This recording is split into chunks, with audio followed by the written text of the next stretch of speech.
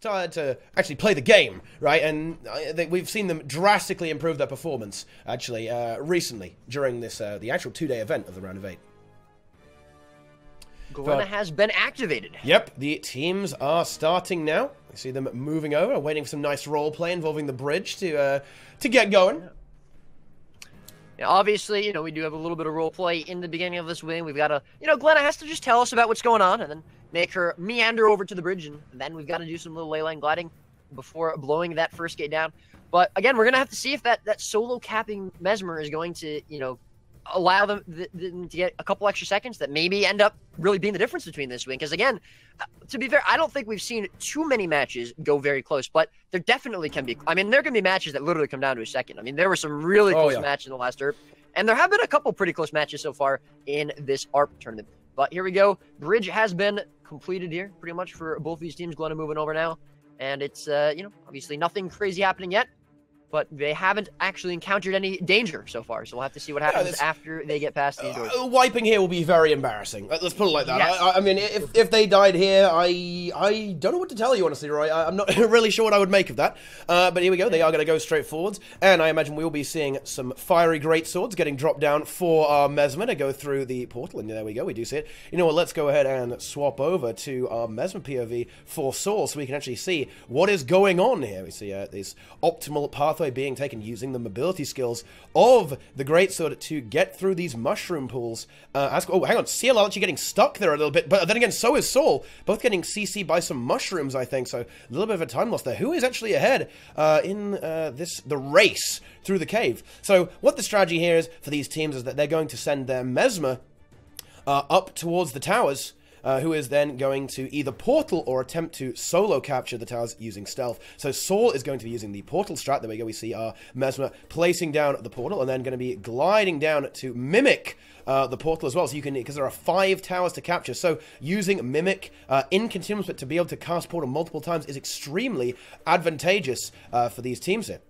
Which is what we're going to see. The Mesmer, does he get the solo cap? Is he going to get it? Yes, he is. Yeah. There we go. That's very nice, actually, from CLL. So really, really crisp execution there from our raid selling guild. So far, it seems to be working out for them. And again, of course, the reason that you see them doing this is, I mean, it really only will save you about a second or two, because it means that your team doesn't have to port up. Oh, we actually see the portal going to be used, obviously, for the second tower. You know, he doesn't have his CC ready, maybe, for this one. But basically, it just means that as you can see here, your team doesn't have to port up. They can focus on clearing some more mines. They can focus on clearing some more ads. And again, it's really just going to give you a couple seconds, but that could be the difference that in this match.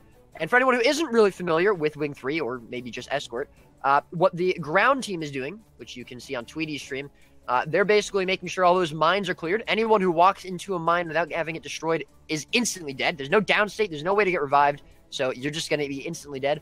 Or if Glenna walks into it, she dies. And if Glenna, as I mentioned before, if Glenna dies, your entire team wipes. So you got to be really careful about allowing her to be damaged. And of course, she can die to the mobs, and she can also get very easily killed by the wargs, which are the other big thing you want to focus on here besides the mines, while you're making your way up to the final stage of this encounter, McLeod or McLeod. Yep. And we do see, we see a few players dealing with that warg on the SAUL stream, not having an assigned player for that. I think this is, I actually kind of like this strategy. Actually, it's going to allow them. Oh, the solo cap filling for CLL there, unfortunately. Yeah. So you're forced to use the portal though. Yeah, they are forced to use the portal there. But regardless of that, SAUL is basically, instead of having a player assigned to just deal with the backhauls, which is a very common strategy that we actually see, I think they're kind of using a bit of a hybrid strat, right? They're actually sending their DPS players back from the front lines to deal with it. And maybe I disagree with myself. Oh, hang on a minute. SAUL in a bit of trouble. The dog is catching up here. Those horsemen need to use that immobilizer. Be careful. But yeah, the strategy that SAUL is using is not. I think it is losing them a little bit of time, because when they're moving back to deal with the backhawk, their DPS players are not pushing forwards to actually deal with the mobs and the mines ahead, clearing the path for Glenna. So a little bit of a time loss there. I'm surprised that they are having issues with that. In fact. And why do you see them do this? Why don't they just do the usual traditional strat of having someone stay back and keep that dog there? I think what they were trying to do is almost emulate what we saw from guilds like MNF and WE, and be so fast that the backhawks don't become relevant. Right, because that's what we saw from one of the American guilds yesterday from We Wipe on Escort. They had a ridiculously fast. Oh, Wait. Oh, and the CLL Mesmer completes that last solo cap, and McLeod does not port up, so that's going to keep them ahead by even a couple more seconds. I mean, you know, a little bit pretty lucky there. They get a nice quick burst down on him, and there's the first little split phase there. We see the red and the white McLeods come up, and SAUL definitely behind for a couple seconds. They are actually about to cap, I think, the second to last tower, maybe. I don't have the Mesmer point of view up, so I can't quite see that. But it's going to be the last definitely tower, a little bit behind. Yeah, so it looks like so far either it's SAUL's the strat that you were talking about with them not really holding onto this back org, maybe slowing them down a bit, or it's just CLL executing this run faster. But either way, they will be on Keep Construct. Unless they mess up terribly here, they'll be on Keep Construct at least a good 10-15 seconds before SAUL. Yeah. I think it does come down to the strategic execution. I think CLL's overall game plan was quite a lot better. Just having those Tempests, I think, really worked out for them as well, with the Holosmiths to kind of to be the meat there as well. Their Mesmer solo capping, just very, very crisp gameplay here from CLL. You know, they're probably just used to low manning this, I guess, so they're kind of used to being pretty good at Escort because, of course, they sell this, so you know, they'll sell a lot of raids. SAUL actually, instead of dropping down, they kind of anticipated that port from McLeod, and they actually DPS him up there, so the split doesn't come out until they drop. That's interesting. I actually haven't seen a team do that before. Yeah, it's a pretty good strat. This strategy was, we actually saw this by one team in the ERP. In fact, it was United Scrubs innovated this strategy because of, you know, McLeod's slightly weird AI, you know, porting all the way up to the tower. They simply manipulated that by just baiting him up there and then burning him there, which is exactly what we see from SAUL there. And yeah, if he does port, you don't want to glide down because you will lose a lot of time. So yeah, good play there from SAUL, but a pretty hefty lead actually for CLL. So nice execution on the Escort event, and they're already moving into the Keep Construct fight now. And you can see a lot of those Tempests have now swapped over to the more DPS oriented Weaver spec, and we will we'll see that change coming out. Is there anything else? They still have the two Chronos, of course, still several Holosmiths, the Druid and the Core Warrior. So we'll have to see. I believe that's probably gonna be it for them. And they're just about to spawn the encounter. Absolutely. So next boss coming down here as SAUL just finished off McLeod, waiting for this gate to be blown apart by Glenna. We see a couple of them GG, a couple of them not, so we're going to see, obviously, class swaps coming out for them as well.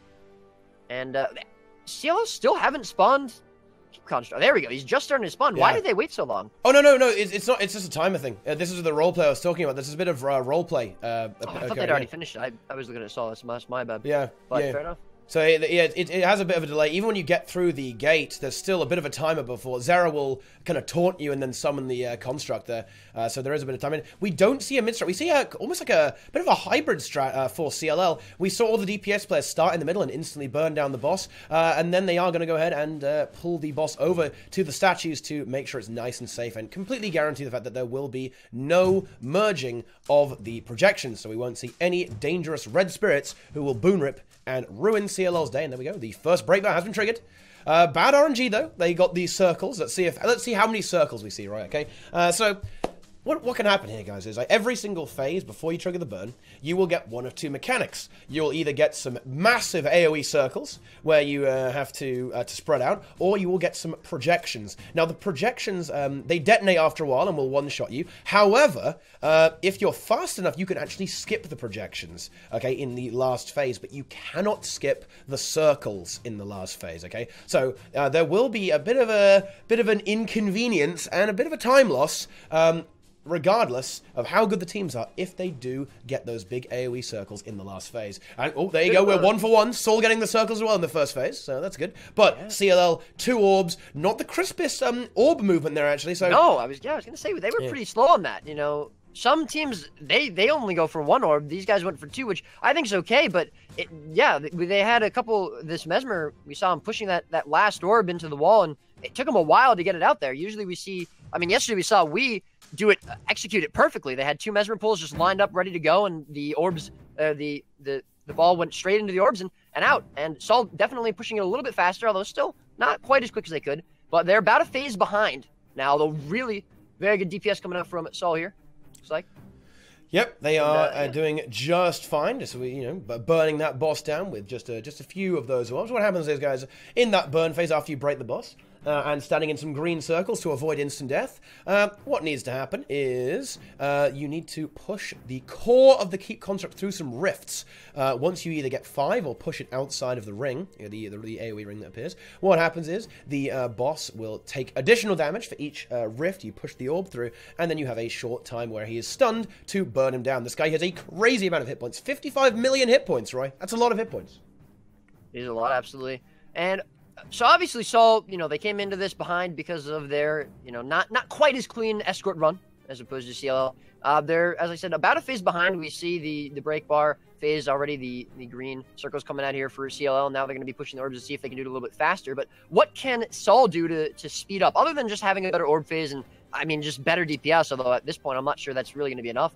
Is there anything else they can do on this boss to try and speed up their run? Well, the teams are doing the same strategy, so they would have to opt for a strategy change. The only thing you can really do to accelerate this fight is to basically be really, really greedy and deal with the mechanics in a really aggressive way. This is what's referred to as mid-strat. What you'll typically do is you'll keep the boss in the middle the entire time. This means you can get constant DPS on him, basically all the time when he's vulnerable, but you do have to be careful with the spirits. But SAUL are not going to go for that, and there is a very high DPS check attributed to this, because you typically, if you do mid-strat KC, you'll be the kind of group who will simply immediately pull out the orb as soon as it spawns and just take one rift for the smallest damage modifier you can get on the boss, and then burn it down. But that is a very strict DPS check, and not a lot of teams are capable of achieving that. Do you think we're going to see it here, or do you think they're going to go for 2 orbs again?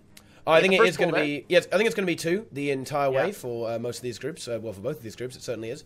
Yeah, that's basically a very safe option, very middle of the road. It's not very slow. You don't have to waste too much time pushing stuff around, but you also do lose a few precious seconds whenever you do this. But other than that, there's not really too much that will differ in terms of the times on these bosses. They are going for mid-strat. Oh yeah, they're actually they're gonna go for it in the last phase. Actually, okay. Oh wow, I didn't see that one coming. Wow. Yeah. So not only are they're already ahead by an entire phase. We see SAUL just completing the last this orb collection phase here, but CLL actually just trying to increase their lead even more by staying in mid, as TeaPot was saying. Again, a risky strat, but they get the break bar. It looks like it's working out for them, and there it goes. So they're gonna get a little extra DPS.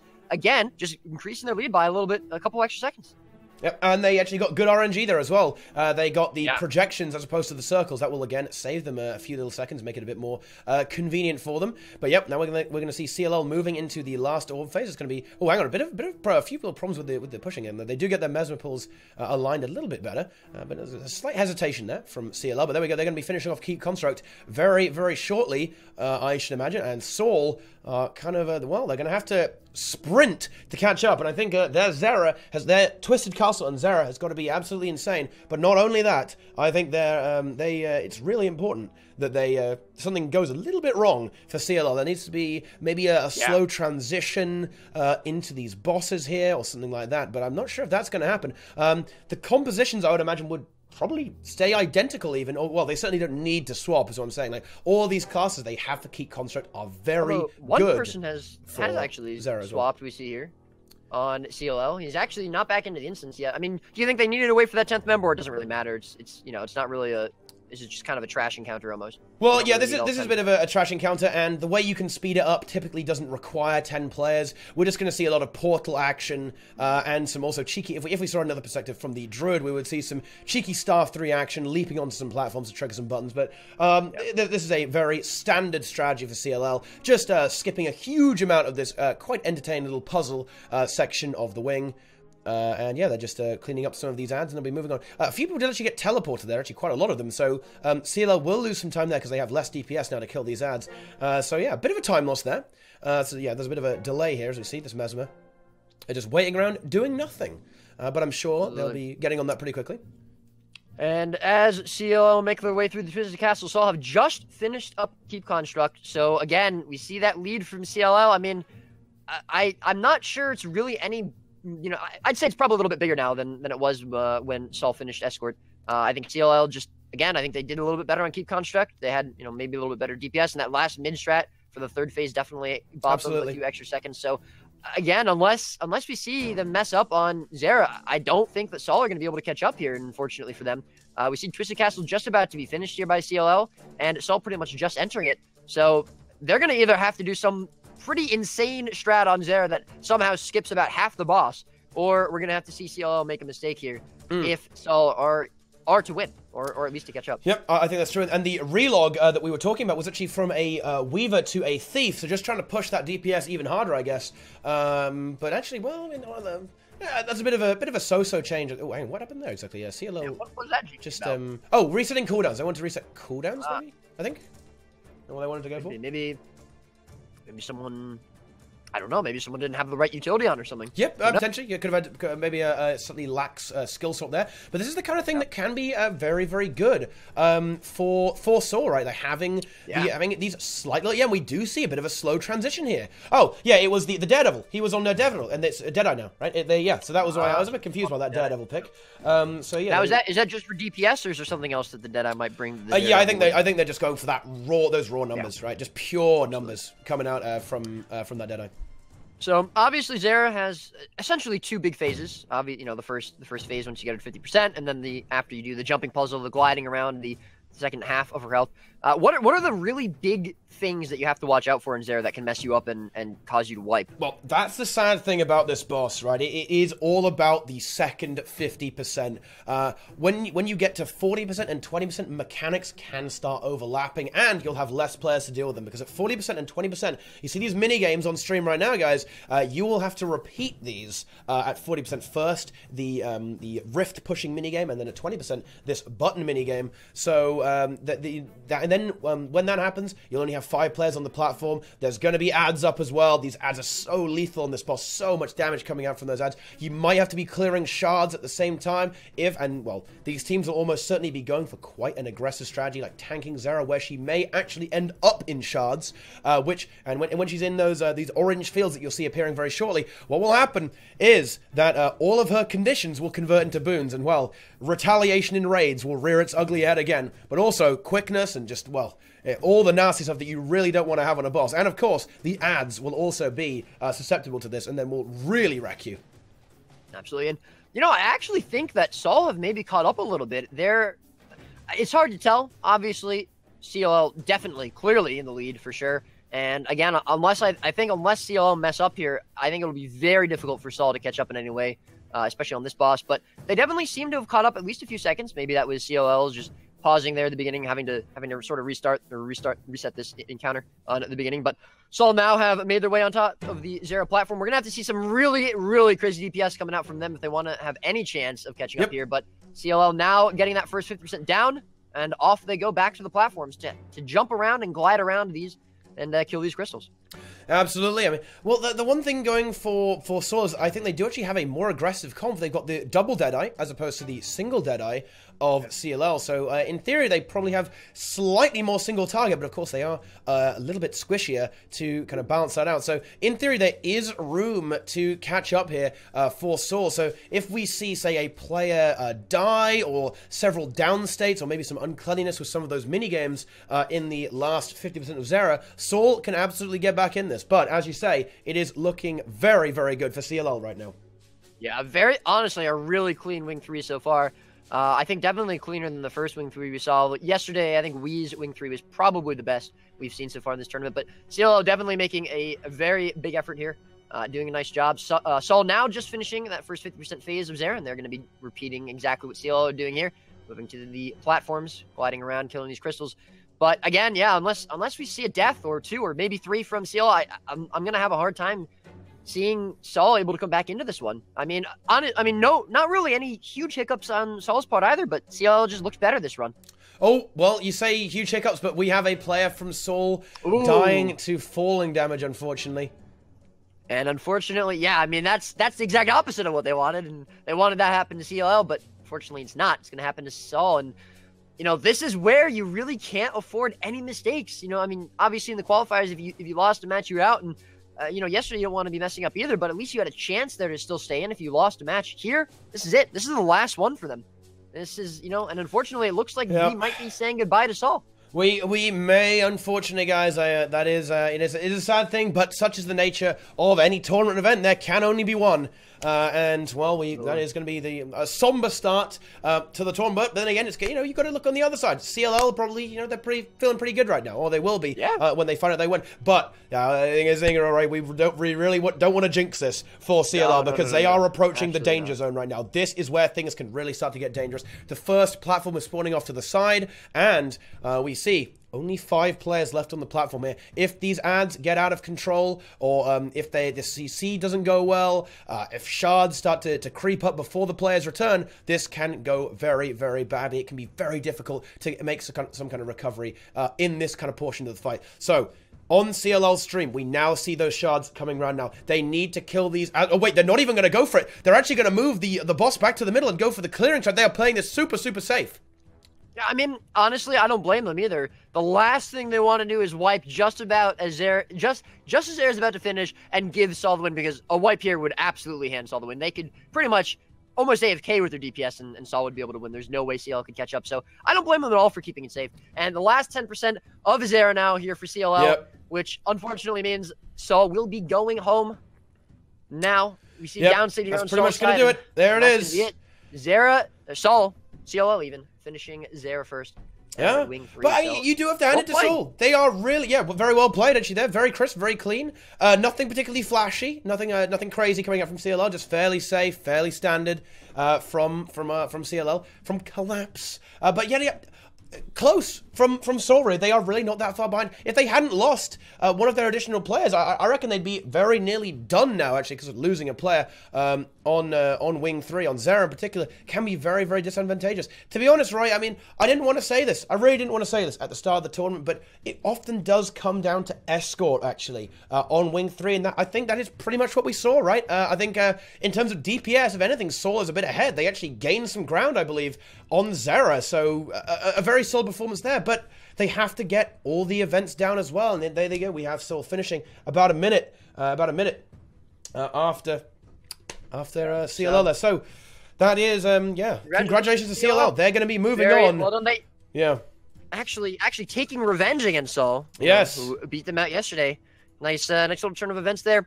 Unfortunately, that's going to be the first NA guild knocked out of this tournament, but we still have 2 more, so we'll have to see.